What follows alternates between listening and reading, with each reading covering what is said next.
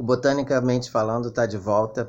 Eu, Marcos Alves, professor da Universidade Federal de Pernambuco, vai conversar um pouco com vocês nesse vídeo sobre as plantas que têm atividades que estão relacionadas ao sistema nervoso, que agem diretamente nos nossos neurotransmissores. Essas plantas elas são chamadas plantas psicoativas. Tem diferentes compostos químicos. Em geral, são compostos químicos chamados de alcaloides que existem nessas plantas junto com diversos outros compostos e torna essas plantas psicoativas. Algumas dessas plantas elas são ilegalmente comercializadas e outras são legalmente comercializadas. E eu vou falar um pouco de algumas dessas plantas e do ponto de vista histórico, como elas chegaram a esse amplo uso pela população. Algumas dessas plantas têm fatores culturais e religiosos envolvidos também. Então eu queria dar um exemplo de uma planta que tem um composto considerado estimulante, que é amplamente utilizada e comercializada. O exemplo é o café, da família Rubiácea. O café tem um alcaloide chamado de cafeína. Esse alcaloide é estimulante e a gente de fato toma o café para se sentir estimulado, acordado. Ele atua diretamente no nosso sistema nervoso. A cafeína está presente em várias outras plantas, não é exclusividade do café, como por exemplo nas folhas do chá preto ou do chá verde ou nas sementes do chocolate, do cacau. Então, esses são apenas alguns exemplos que nós temos a cafeína. Nós temos uma família riquíssima em alcaloides, que são alcaloides que têm atividades psicoativas.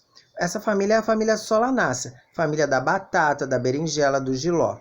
Porém, algumas plantas têm nas suas flores, folhas, algumas atividades que são consideradas, aliás, tem compostos em que esses compostos atuam no sistema nervoso. Um exemplo, a planta trombeta, da família Solanaceae, em que tem compostos alcaloides que são extremamente ativos no sistema neurotransmissor quando ingerido. Um outro exemplo que a gente tem, muito famoso da família Solanaceae, é a mandrágora. A mandrágora ela vem num histórico de uso de longa data. Existem relatos do uso da mandrágora desde os gregos. Também Shakespeare fala do uso da mandrágora, assim como a própria Bíblia e recentemente no filme Harry Potter. A planta mandrágora, o sistema radicular, é utilizado e tem toda uma relação com as bruxas no período medieval, porque de fato as pessoas entravam num transe em função das atividades neurotóxicas que alguns desses compostos têm, que são os alcaloides, todos da família Solanaceae. Um outro exemplo bem conhecido da família Solanaceae, com atividades diretamente relacionadas ao nosso sistema neurológico, é a beladona. Beladona era muito utilizada séculos atrás, pingava-se uma gota do extrato de beladona nos olhos para dilatar a pupila, porque era considerado um padrão de beleza na Idade Média. Então, esses são alguns dos exemplos que a gente tem de plantas que têm esses compostos que são psicoativos, ou seja, eles atuam de alguma forma no nosso sistema neurológico. Existem outros que são muito conhecidos, como, por exemplo, a cannabis. O canabidiol é um dos alcaloides que tem essa atuação. A cannabis ela é utilizada desde 5.000 anos antes de Cristo, com funções diversas. Não apenas a função do uso para ficar em transe, mas também como atividades com fins medicinais. A coca, que faz a cocaína, é uma outra planta que é utilizada de uma família completamente diferente das que a gente falou até agora, que é a família Erythroxylaceae.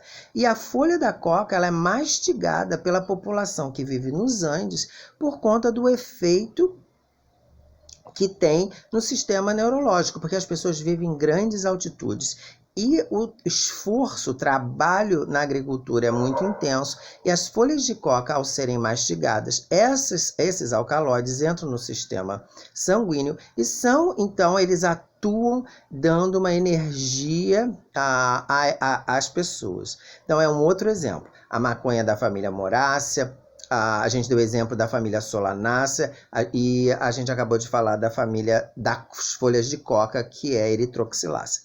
Tem vários outros exemplos que a gente também pode citar, como por exemplo a papoula do Oriente. Não confundir com a papoula que é cultivada nos jardins no Brasil. A papoula, que é da região da Ásia, de onde extrai o ópio e a heroína, também tem uma série de alcaloides que atuam diretamente no sistema nervoso. E tem um histórico de uso antiquíssimo. Eu queria destacar 2 exemplos que a gente tem também de plantas com essas que atuam diretamente no sistema nervoso e tem um ritual religioso por trás disso, cultural por trás disso. Uma é a ayahuasca, que é muito comum nos índios da Amazônia peruana, especialmente, em que ela foi expandida nos rituais do Santo Daime, da União do Vegetal, dando um aspecto religioso também ao uso do Santo Daime. E no caso da ayahuasca, o composto é feito a partir de raspas do caule de 2 plantas. Uma da família Rubiácea, que também é a família do café, e outra da família Malpighiaceae. Essas 2 espécies distintas que fazem parte dessa composição do chá, que é utilizado, por exemplo, no Santo Daime. Ambos com poder alucinógeno, justamente esses alcaloides que atuam diretamente no sistema nervoso. E tem um outro exemplo mais local que a gente tem, que é uma tradição dos índios, de um grupo indígena do sertão pernambucano, e depois se espalhou em diversos grupos de ritual de candomblé e umbanda, que é a jurema. A jurema é um ritual religioso em que usa também uma planta que tem alcaloides que tem atuação no sistema nervoso.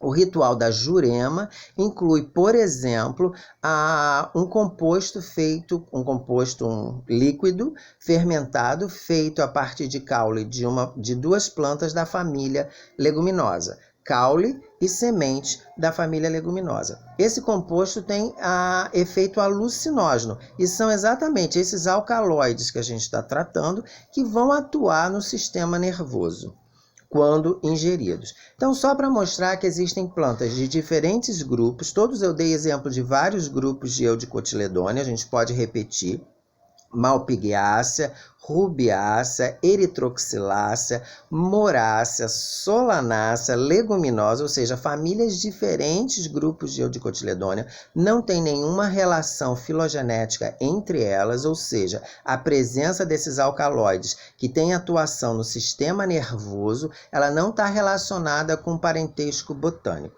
Então, esses são só alguns exemplos de plantas que têm esse poder de atuar no sistema nervoso, e em vídeos futuros a gente vai poder falar mais especificamente da atuação de cada uma dessas plantas e a situação do ponto de vista legal do uso dessas plantas. Um forte abraço para vocês e até o nosso próximo vídeo.